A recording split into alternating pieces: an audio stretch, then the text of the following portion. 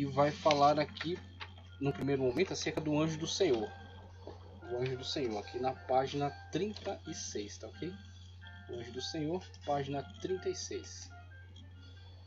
Antes disso, de entrar na análise mais profunda acerca dos integrantes da hierarquia celestial, eu quero trazer um acréscimo aqui. Uma leitura desse importante livro aí chamado Enciclopédia de Bíblia, Teologia e Filosofia, tá? Enciclopédia de Bíblia, Teologia e Filosofia, de autoria de R.N. Champlin. Sempre deixando um alerta que R.N. Champlin é um autor muito importante, mas temos que estar atentos a alguns equívocos cometidos por ele. Então, R.N. Champlin, ele não é apoiado em absolutamente tudo que ele diz, ok? Os pontos de vista dele, de fato, são de certa forma distorcidos, mas na grande maioria daquilo que ele produziu há coisas de muita utilidade, coisas muito edificantes. Então, por isso que os trabalhos de Champlin, tanto essa enciclopédia de Bíblia, Teologia e Filosofia, quanto os comentários ao Antigo e ao Novo, e até o dicionário que ele produziu, são ferramentas extremamente úteis. Agora, é claro, serão muito mais bem aproveitadas na mão de pessoas que já têm dedicado tempo à leitura bíblica, né? Já têm dado uma estudada também em outras fontes para então poder perceber algumas questões perigosas em Champlin, principalmente quando, falando na matéria de soteriologia, ele defende o universalismo, tá?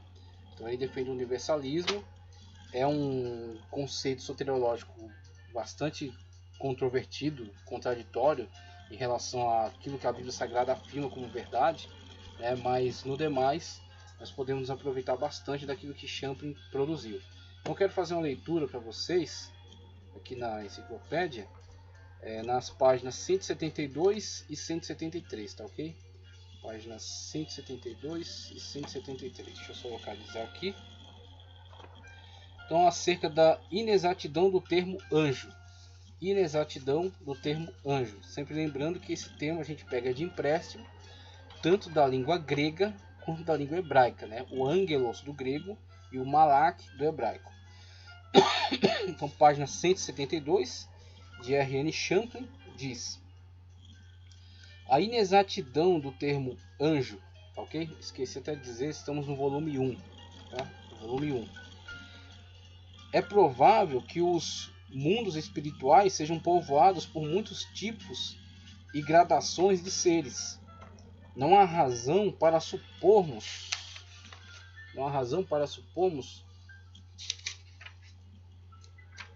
que só existe variedade no mundo físico.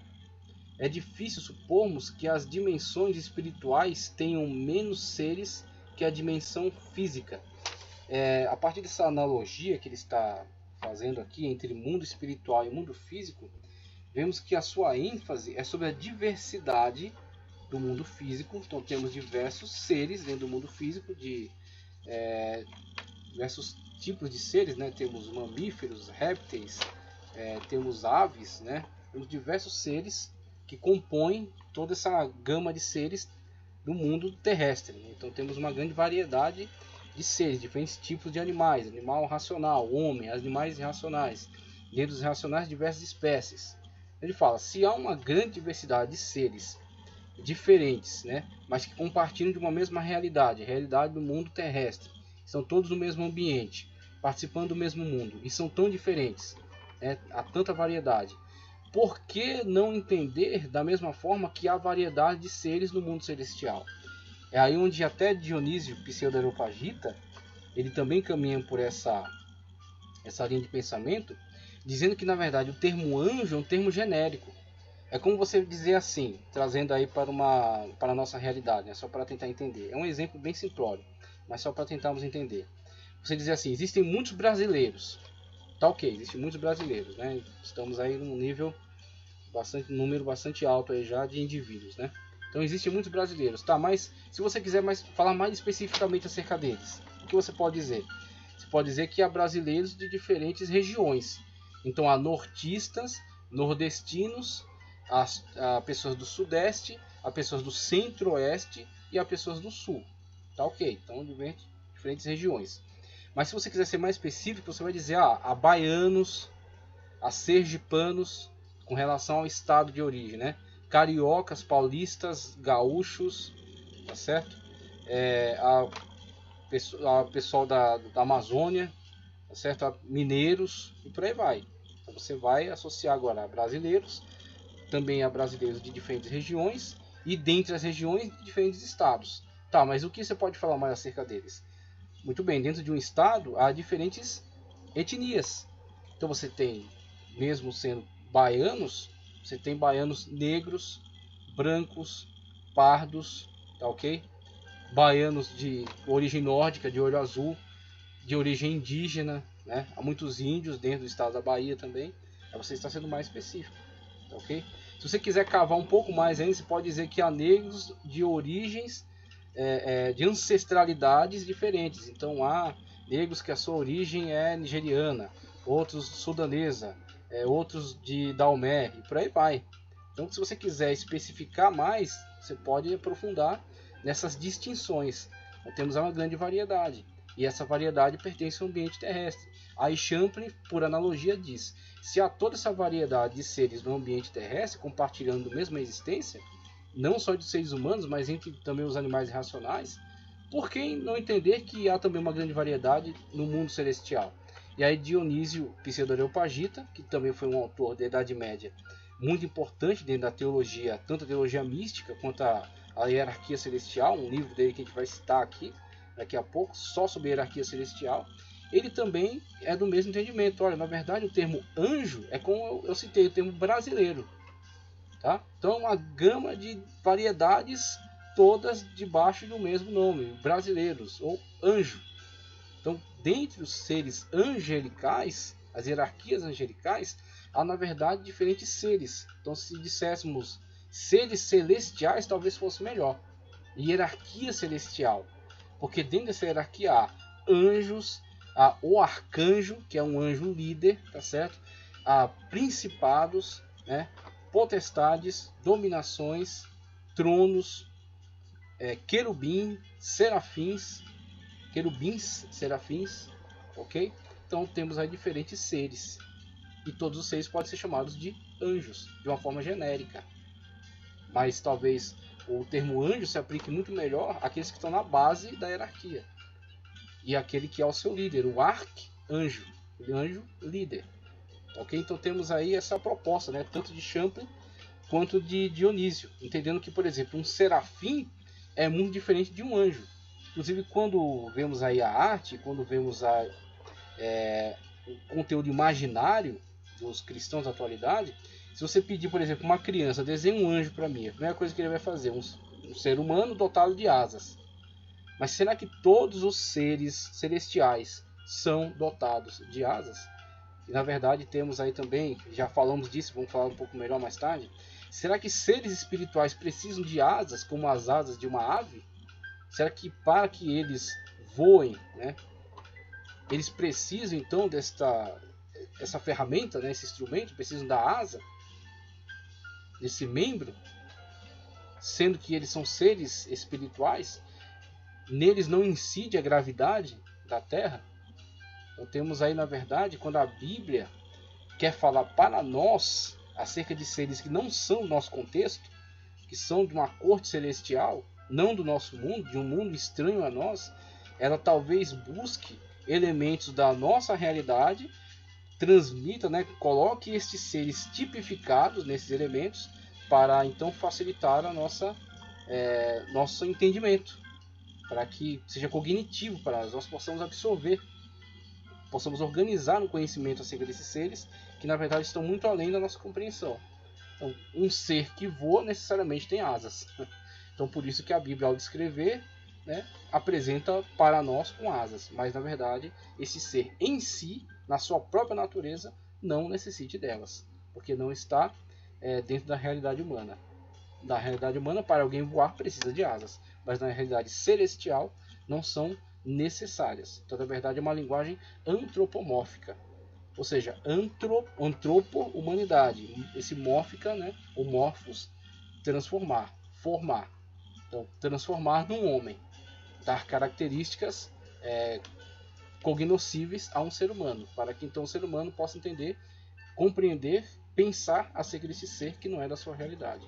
Então, temos a Bíblia trazendo uma revelação acerca desses seres, mostrando um serafim com 6 asas, mostrando querubins com diferentes asas também e até com diferentes faces.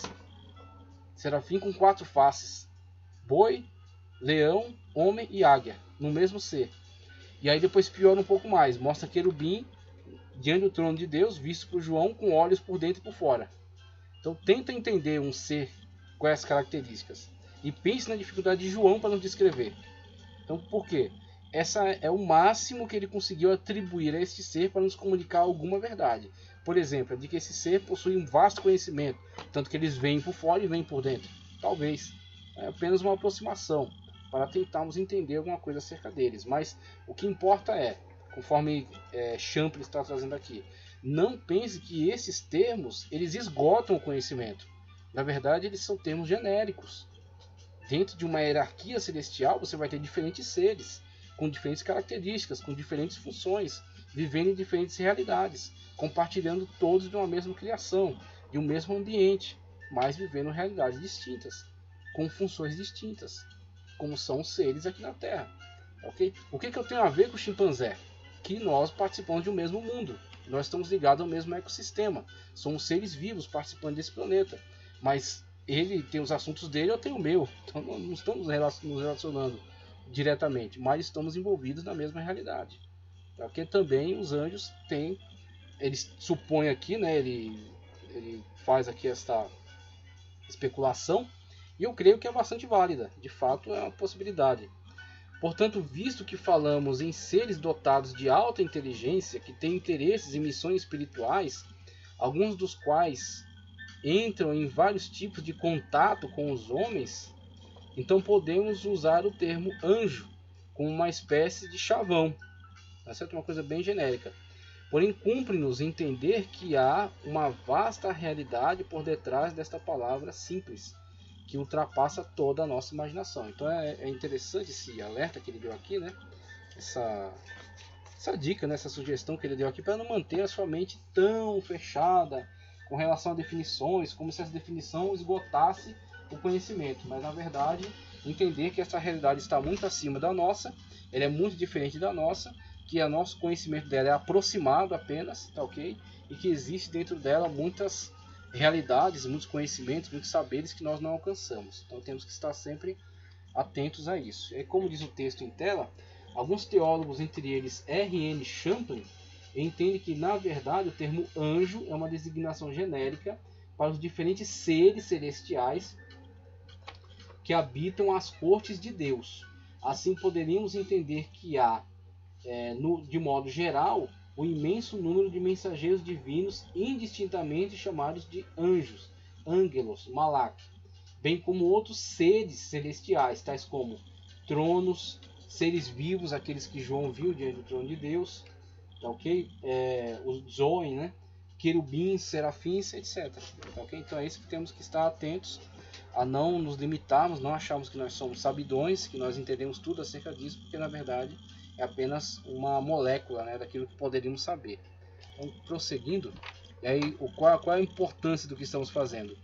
É saber que existe um conhecimento respaldado na revelação bíblica e não nos deixarmos levar por especulações, né, imaginação e diversas coisas sem orientação, sem estar debaixo da influência da iluminação do Espírito Santo de Deus, aquela que veio sobre os autores bíblicos, tá? Então caminhemos dentro da Escritura Sagrada para evitar todo esse mar de confusão, né, de engano. Então, prosseguimento. Vamos agora tratar acerca do anjo do Senhor, tá ok? Vou tratar acerca do anjo do Senhor. E para isso eu vou trazer aqui uma contribuição do livro A Doutrina Bíblica dos Anjos. A Doutrina Bíblica dos Anjos, do Dr. Severino Pedro da Silva. Tá ok? Um grande teólogo aí da nossa igreja, que deixou obras muito importantes, tais como a doutrina do pecado, Apocalipse versículo por versículo, Daniel versículo por versículo, tá ok?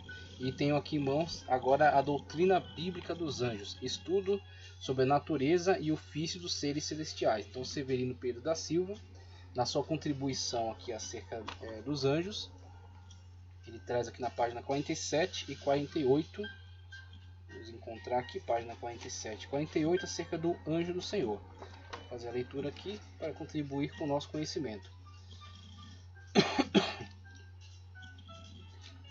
Para nós, o anjo do Eterno, ou anjo de Deus, como o traduz o original grego, é o Senhor Jesus Cristo, tá ok? É o Senhor Jesus Cristo. Deus age desde o céu. Seu anjo aparece e fala diretamente na terra. Mas isso não afasta a possibilidade de o mesmo agir e falar absolutamente como o próprio Deus, ou seja, tomar a personagem principal da revelação, né? Tomar iniciativa própria, falar a partir de si mesmo, tomar decisões. Deus age plenamente por meio dele. Nele está o meu nome, diz lá em Isaías 63:9. Jesus é chamado de o anjo da sua face, enquanto em Malaquias 3:1, onde 2 anjos são mencionados, o primeiro refere-se a João Batista e o segundo, porém, a pessoa de Cristo. Em muitas passagens ele é virtualmente identificado com Deus, está sendo identificado ele mesmo com Deus. Ele recebe inclusive sacrifício, ele muda o nome e determinado patriarca bíblico, é o que ele toma decisões a partir de si mesmo. Ele revela acerca de seu nome, que é maravilhoso, tá ok? No Antigo Testamento, o livro dos Juízes, né? Diante de Manoá, pai de Sansão, nome esse que será atribuído a Jesus Cristo em Isaías, tá ok? Aquele que nascerá de uma virgem, seu nome será, dentre as designações, será maravilhoso. Temos aí alguns indícios, né? Em muitas passagens ele é virtualmente identificado com Deus, como extensão da personalidade divina, e fala não meramente em nome de Deus, que é a característica comum de todos os demais anjos, falar em nome de Deus, não falar como o próprio Deus. Então os anjos falam em nome de Deus, entregam a mensagem que lhes foi confiada pelo próprio Deus, enquanto este anjo, o anjo do Senhor, fala por si mesmo. Então temos aí características que, na verdade, devem ser atribuídas ao ser divino, manifestando-se durante o período do Antigo Testamento na figura do anjo do Senhor, ok? Na figura do anjo do Senhor. E fala não meramente em nome de Deus, mas fala com o próprio Deus, na primeira pessoa do singular. E aí temos algumas referências acerca das manifestações do anjo do Senhor, da figura de Cristo pré-encarnada, né? O anjo do Senhor tem sido entendido pela igreja, em sua maioria, como sendo uma cristofania. Cunharam esse termo aí para se referir de uma forma mais específica a uma manifestação de Cristo. Fania, manifestação, Cristo, o Senhor Jesus Cristo. Uma cristofania, uma manifestação de Cristo pré-encarnado, antes de nascer de uma virgem, conforme a profecia apontava. Então, Cristo, antes da sua encarnação, manifestava-se como o anjo do Senhor, tendo em vista sua ampla manifestação no Antigo Testamento, e perceba, o seu desaparecimento ante a encarnação do Verbo Divino, quando Jesus Cristo, cumprindo a profecia, ele é concebido no ventre da Virgem Maria. A partir desse momento o anjo do Senhor desaparece da história. Por quê? Porque na verdade entendemos que o anjo do Senhor é o mesmo Senhor Jesus Cristo, que a partir de então se manifestará na pessoa bendita do nosso Salvador, Jesus Cristo, né? Através da união hipostática, o Jesus humano, Jesus, o Verbo divino, o Logo divino pré-encarnado, no mesmo ser, não sendo 2 pessoas, mas sim um pleno ser, um único ser, tá, ok? Com natureza humana e divina no mesmo ser, através do mistério da união hipostática. Então temos aí o anjo do Senhor, né, dentre as categorias. Preferi colocá-lo em primeiro lugar porque entendo que se ele está ligado diretamente à segunda pessoa da Trindade, se ele é a manifestação de Deus pré-encarnado, ele vem primeiro, ele está no topo, né, da hierarquia. Vemos então, assim falou a Agar, veja uma das suas manifestações. Ele toma decisões próprias aí nesse contexto. Ele dá ordens a Agar, né, que deve pegar o menino, mostra para ela onde está a fonte das águas, ela prossegue sua viagem, ele toma decisões próprias. A Abraão, quando aparecem os três homens, perceba dessa manifestação a Abraão, né? Onde estavam as asas? E eram anjos. 2 anjos e o anjo do Senhor. E onde estavam as asas? Eles precisam de asas? Então, temos aí toda uma linguagem antropomórfica, né? E temos a realidade que eles não necessitam dessas asas, de que essas asas são lhes atribuídas diante de uma necessidade do ser humano, para comunicar alguma ideia ao ser humano. Em outras ocasiões, anjos se manifestaram com asas. E geralmente, ao se manifestar assim, traziam um grande espanto, perplexidade àqueles que o viam. E a intenção era essa mesmo, trazer essa perplexidade para que o homem esteja atento então à comunicação da mensagem. Mas nessa situação de Abraão, o interesse não era deixar Abraão perplexo, mas sim vir até ele com naturalidade, conversar, né, trazer, comunicar a ele os planos e principalmente a revelação acerca da vida de Isaac, o filho da promessa, aquele que seria a raiz de todo o tronco genealógico israelita, da onde viria o Salvador. Então a intenção era bater um papo normal, natural, como seres humanos naturais, normais. E tanto que Abraão entende que eles são seres humanos. Paulo depois vai usar isso como deixa para fortalecer a questão da hospitalidade. Falou, prosseguir na hospitalidade, porque alguns sem saber hospedaram até anjos. Falava de Abraão. Abraão estava tratando ele como seres humanos. E aí, com a grande hospitalidade que ele praticava, eles ofereceram um banquete. E quer saber de outro? Eles comeram ainda, né? Aí você vai querer me perguntar, mas como é que anjo, que é um ser celestial, um ser espiritual, comeu uma comida que é material? Como é que ele digeriu? Eu falo para você, como o Deuteronômio e a Bíblia Sagrada nos deixa isso claro. Há coisas reveladas são para vós e vossos filhos, as ocultas são para Deus. Então, como Deus fez isso acontecer, Deus não está limitado. Então, Deus criou ali uma situação em que eles puderam consumir aqueles alimentos, mesmo sendo seres espirituais. Tá, ok? Eles não são uma fumacinha, nem uma imaginação, nem um ser metafísico. Eles são seres. Tá, ok? Eles têm forma, eles não têm forma física. Eles não têm matéria, eles não precisam de matéria. A constituição deles é diferente. Eles têm corpo, só que o corpo deles é espiritual. Existem muitas coisas da nossa natureza que nós não conhecemos. Então o cientista gosta de se arrogar, né, o detentor da aferição, né, do conhecimento, da medida, do saber. Só que muitas das vezes o próprio cientista é pego dentro da sua teoria, a qual ele afirmava como se fosse uma doutrina, uma revelação. E ele afirma aquilo e briga e luta e quer estabelecer aquilo como a verdade final acabada. E muitas das vezes ele é obrigado a contrariar sua própria tese, por causa de uma informação nova que lhe surge, um conhecimento que ele não tinha. Então, se nós não temos nem o conhecimento total do nosso mundo, quanto mais do mundo espiritual, do mundo celestial. Assim são essas realidades celestiais. E aí temos aí a manifestação de 3 anjos, sendo 2 anjos e um anjo do Senhor, se manifestando como ser humano normal, e aí comunicando a Abraão acerca dos seus planos, dentre eles o nascimento de Isaac. Ok? Na continuidade, a Jacó, né, Gênesis 31, 11 ao 13, a Moisés, temos a manifestação do anjo do Senhor também, a todo Israel, Juízes 2:1, onde traz ali uma grande queixa, né, contra o povo de Israel, porque ele não estava atendendo às ordens divinas, né, aquilo que havia sido determinado para eles. Eles não expulsaram os pagãos da terra, eles estavam misturados dentre eles, e assim foi uma doença que estava sendo incubada, cultivada, para depois levar eles a uma total queda, total condenação. O anjo do Senhor se manifestou para trazer um grande alerta a eles, né? Um grande alerta.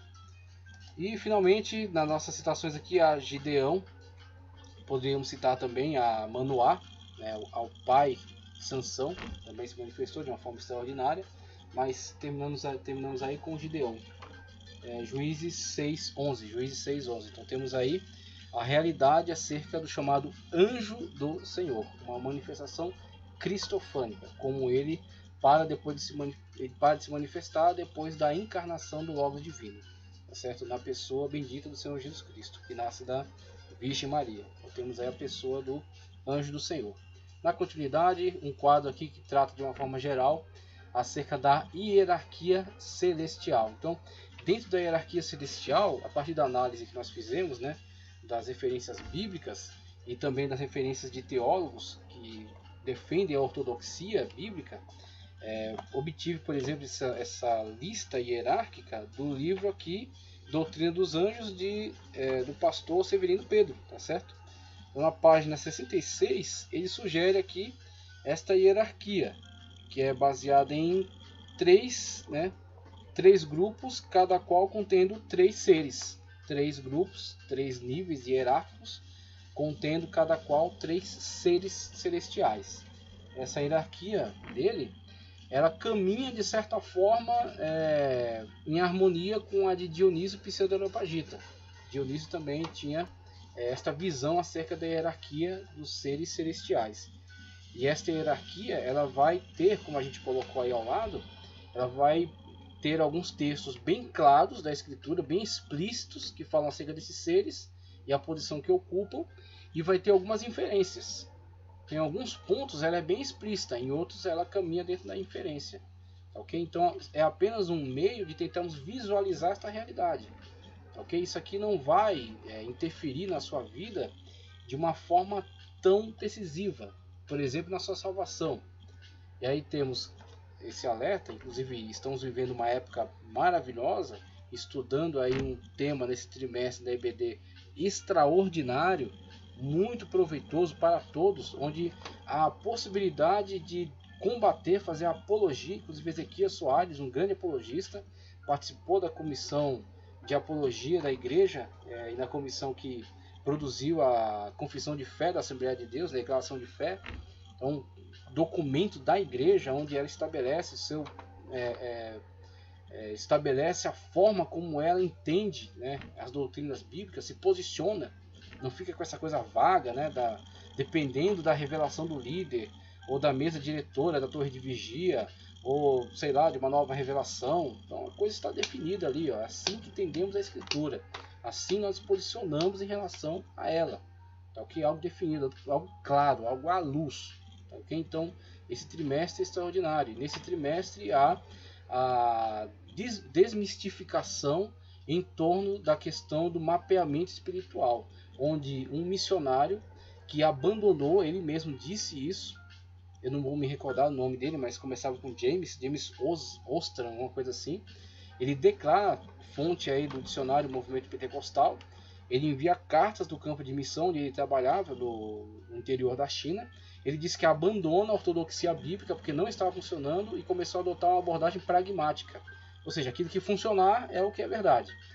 E nessa abordagem pragmática ele desenvolve toda uma mística de combate aos seres demoníacos. Então ele faz todo um mapeamento espiritual das hierarquias demoníacas e começa a combater não a ignorância do pecado por meio da Sagrada Escritura, mas sim os próprios seres demoníacos, os anjos caídos.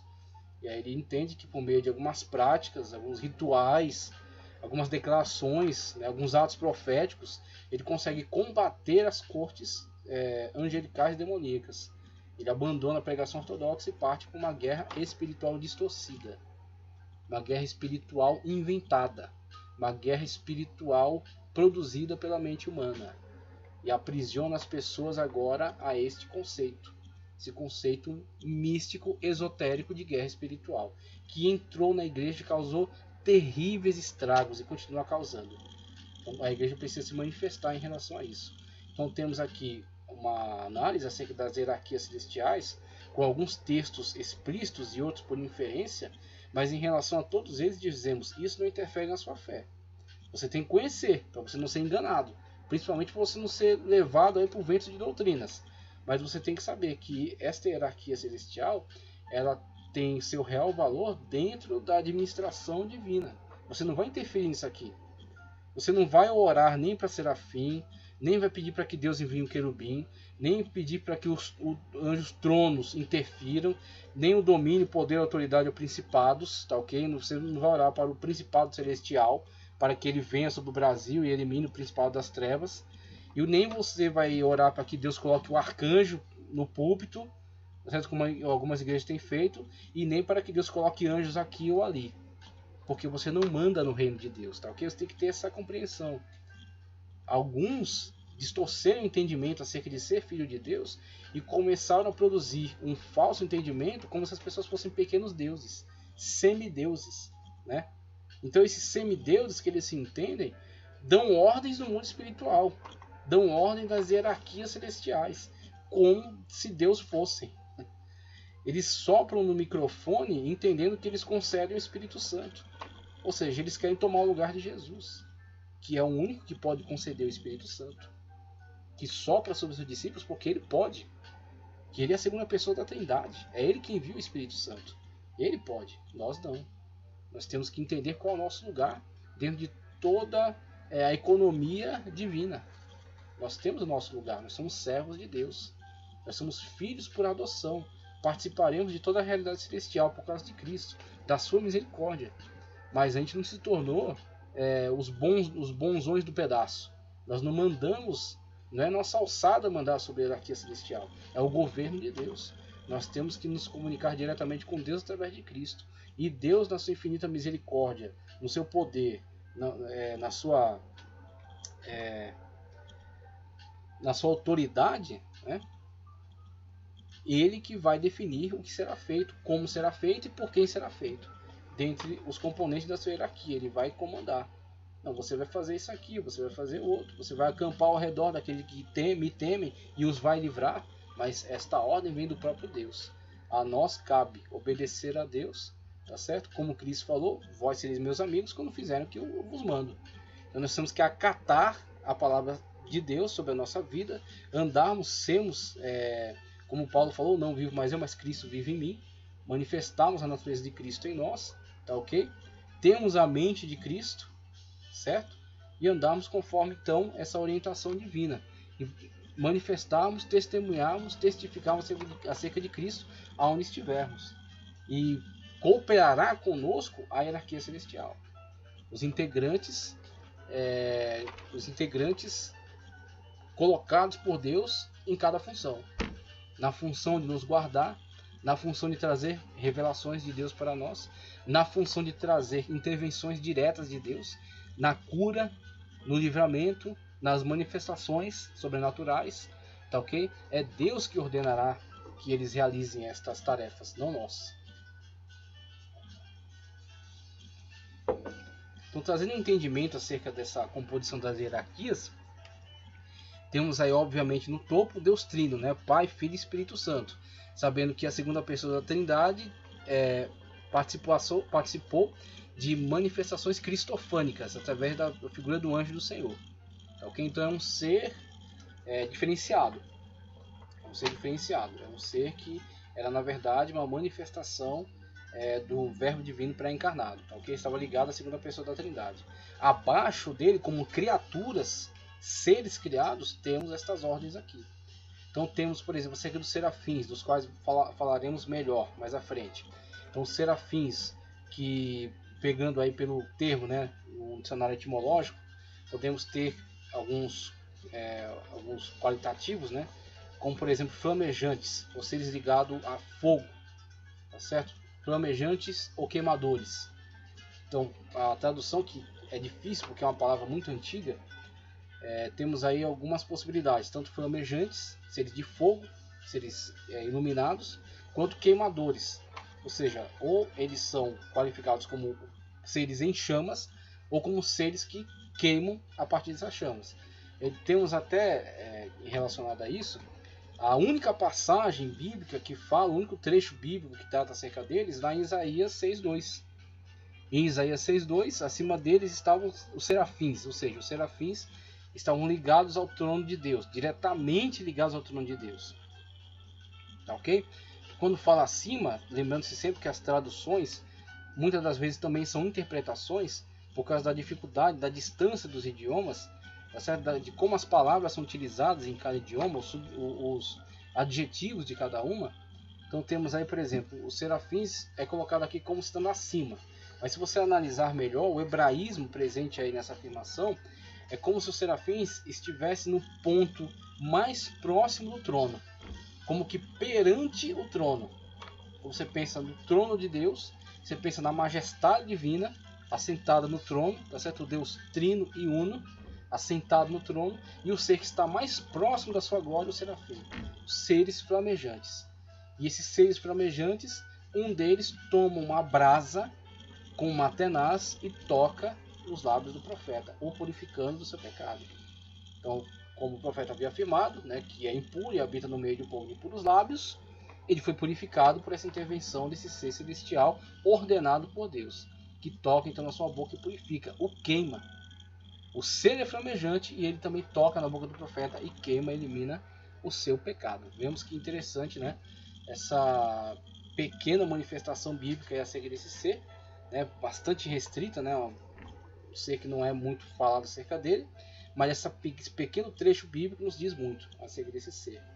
Tá, ok? Abaixo dele, então, pensando, né, nos termos da hierarquia celestial, temos então os querubins, né? E o termo aí que traduz o ser, que traduz o termo querubim, ser maravilhoso. Ser maravilhoso. Eu peguei isso no dicionário etimológico de Elias Soares, tá, ok? Dicionário etimológico de Elias Soares. Cada um dos querubins tinha 4 rostos, um pequeno trecho presente em Ezequiel. Acerca dos querubins há muitos outros. Vamos ver também quando falamos especificamente de querubins. Acerca de querubins há uma vasta uma gama de textos que falam acerca deles, tá, ok? Então, abaixo deles, vamos ter alguns termos, algumas designações que chegamos até elas não de uma forma tão explícita, principalmente no que diz respeito às posições que ocupam, mas por inferência. Então, a partir dessas inferências, esses pensadores construíram então esta hierarquia. E esta hierarquia, volto a repetir, ela não é essencial para a sua salvação. Essa hierarquia é uma informação fundamentada em textos bíblicos, explícitos ou não tão explícitos, tá, ok? E a partir dessa inferência constrói-se então esse entendimento, essa possibilidade. E essa possibilidade mais próxima da ortodoxia. Saindo disso aqui, você vai ter 1000 especulações que não serão nada úteis para você, que vão trazer muito prejuízo, principalmente porque as mentes que as produziram não estavam preocupadas com a ortodoxia bíblica, com a revelação da Sagrada Escritura, e muitas das vezes compunham estas listas hierárquicas para que você pudesse, então, através de determinados saberes místicos, tá certo? Rituais, rezas, você pudesse se relacionar com estes seres. Então, um conceito totalmente distorcido. Então temos aí tronos, né, colocado aí como o terceiro ser na primeira parte da hierarquia, tá, ok? É o terceiro ser aí dentro desse primeiro grupo hierárquico. Poder esses seres chamados anjos, tronos, é dito que eles têm poder judicial. Isso foi obtido em Tomás Aquino, contra gentios, na obra dele Contra Gentios 380, tá certo?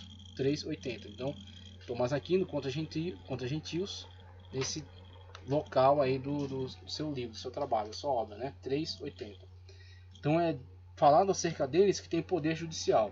Então você pensa nos serafins diretamente ligado à glória celestial, constantemente adorando, santo, santo, santo, ligados diretamente à presença de Deus, né? Os seres mais próximos da glória de Deus, a glória inalcançável, como Paulo fala, como Tiago fala em determinado lugar.